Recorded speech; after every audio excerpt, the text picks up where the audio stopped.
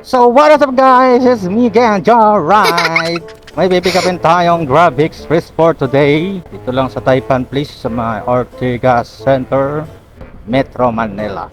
Around 630 meters lang ang layo natin kung tayo makarating dito sa ating pick-up location. Tara, pipikapin ko muna to, let's go!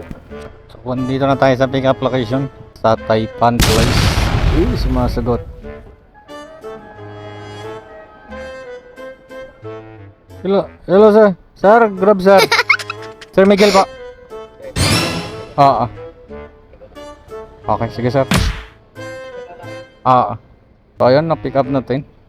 Isang ID lang kay Sir Miguel ng identification card. Tara, sa 3.0 kilometer. Sa halagang 73 pesos, 3 kilometer. Tingin nyo kaya, worth it ba yan? Bago nyo sagutin guys, huwag nyo na sanang kalimutan i-share ang video to, i-like. Huwag nyo na rin kalimutan mag-follow sa atin. Let's go! So malapit na tayo dito sa ating drop off sa may SM Light Residence. Sa mga hindi nga pala alam, sa mga hindi pa nakakaalam, kagaya ko ng mga delivery riders, para alam nyo, dito tayo dadaan sa likod. Lahat ng delivery dito ang daan sa likod. Bago yun, kukuha tayo dito ng card kay Sir. Pagkakuha ng card, diretso dito hanggang dun sa harap, paikot. Yan, mga hindi pa nakakaalam, ha? Mamaya may mag-iipal dyan, sinasabi ko rito yung mga wala pang alam, sa mga hindi pa nakakaalam kung saan na mismo ang enter ng delivery.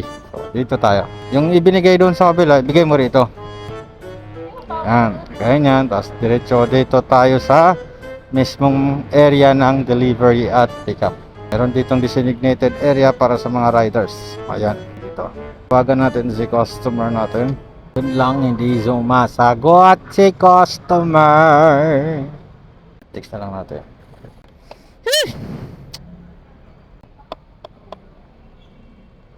Yun lang, dito tayo magtatagal sa customer sa nagkagaya ng ganito. Hindi mga sumasagot. Alam nilang may delivery sila, hindi sila nag-aabang ng tawag ng riders. Hello sir, wala pong sumasagot sa dito sa drop sir. Saan ba rito sir? Dito na ako sa Alphamart sir eh. Okay, sige sir.